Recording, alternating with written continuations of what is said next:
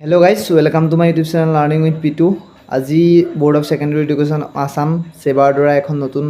notice প্রকাশ পাইছে 19 October 2023 আপোনালোকে দেখাইছে ডেটেড গুৱাহাটী দা 19 অক্টোবৰ 2023 এই নোটিশখনত সম্পূৰ্ণভাৱে কৈছে যে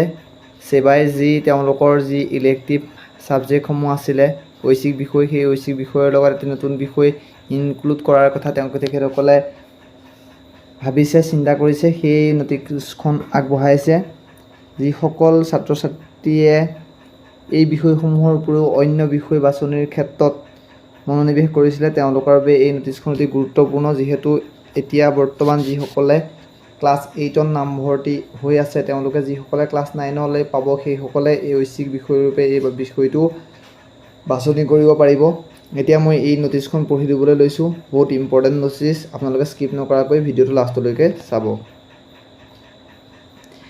This is for information to all concerned that Board of Secondary Education Assam Somukoi Seba has decided to introduce a new elective subject to impact education on artificial intelligence and robotics ইয়াত কৈছে যে এইটো সংশ্লিষ্ট সকলো তথ্যৰ বাবে যে মাধ্যমিক শিক্ষা বোৰ্ড অসমে সেবাই কৃত্ৰিম বুদ্ধিমত্তা আৰু ৰবটিক্সৰ ওপৰত শিক্ষা প্ৰদানৰ বাবে এটা নতুন ঐচ্ছিক বিষয় প্ৰৱৰ্তনৰ সিদ্ধান্ত লৈছে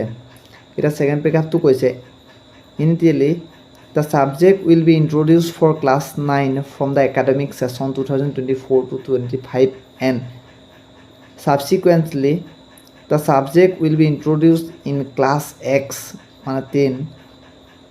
from the academic session 2025 to 26 the code number allotted for the subject is 63 প্ৰথম অৱস্থাত 2024-25 চনৰ শৈক্ষিক অধিৱেশনৰ পৰা নৱম শ্ৰেণীৰ বাবে বিষয়টো প্ৰৱৰ্তন কৰা হ'ব আৰু পৰৱৰ্তী সময়ত 2025-26 চনৰ শৈক্ষিক অধিৱেশনৰ পৰা দশম শ্ৰেণীৰ বিষয়টো প্ৰৱৰ্তন কৰা হ'ব বিষয়টোৰ বাবে অৱশিষ্ট কোড নম্বৰ হৈছে 63 তিনৰ বেকআপটোত কৈছে for a purpose a free textbooks published by CBSE India website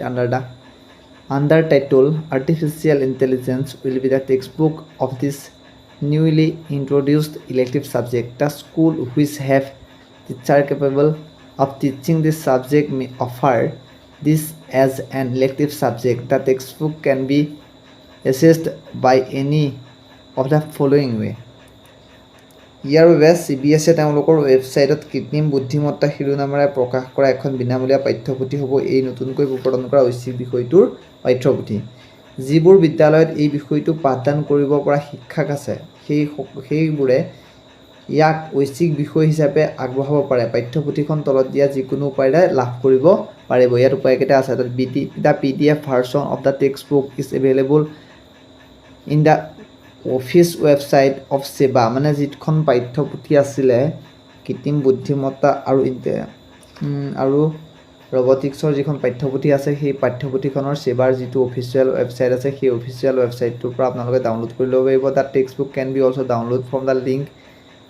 এইটো মানে এটা HTML ৰ লিংক দিছে সেই লিংকটোৰ থ্ৰুদি আপোনালোকে ডাউনলোড কৰিব পাৰিব further the textbook can also be obtained from the open market মানে যে মুক্ত বজাৰৰ পৰাও এই টেক্সটবুকখন কিনি ল'ব পাৰিব syllabus for a subject will be published in the booklet of curriculum and syllabus 2024-25 মানে কি যে ইয়াৰ যিটো syllabus যে সেইটো বুকলেটত প্ৰকাশ কৰা হ'ব এইখনেই হৈছিলে আজি যি সেবাই জাননী দিছে নতুন ঐচ্ছিক বিষয় ৰূপে কৃত্ৰিম বুদ্ধিমত্তা আৰু ৰবটিক্সৰ যিটো নতুন বিষয় ইলেক্টিভ সাবজেক্টৰ ক্ষেত্ৰত প্ৰয়োগ কৰিছে সেইটোৱে হৈছে সেইটোৰ এখন গুৰুত্বপূৰ্ণ নোটিছ মই কৈছো যে এইটো হৈছে এটা অতি গুৰুত্বপূৰ্ণ বিষয় যিটো বিষয়ৰ জৰিয়তে ছাত্ৰ ছাত্ৰীৰ ভৱিষ্যত জীৱনটো কেনেদৰে সুন্দৰ হ'ব তেওঁলোক কেনেকৈ স্বাৱলম্বী কৰিব পৰা যায় তাৰ ওপৰত সেবাই গুৰুত্ব প্ৰদান কৰিছে যিহেতু এই বিষয়টো আপোনালোকে নিজৰ যিসকলে এতিয়া ক্লাছ 8ত আছে তেওঁলোকে যেতিয়া ক্লাছ 9ত পাব এই বিষয়টো তেওঁলোকৰ যি শিক্ষানুষ্ঠান আছে শিক্ষানুষ্ঠানত তেওঁলোকে লাভ কৰিব পাৰিব তেওঁলোকে এই বিষয়টো বাছনি কৰক এই বিষয়টো থ্ৰু ষ্টাডি কৰক আৰু তেওঁলোকৰ ভৱিষ্যত জীৱন সুন্দৰ হ'ব আজিলৈ ভিডিওটো ইমানেই যদিহে মোৰ ভিডিওটো চাই ভাল পালে তেন্তে মোৰ চেনেলটো লাইক কৰক ছাবস্ক্ৰাইব কৰক আৰু সকলোৰে মাজলৈ আগবঢ়াই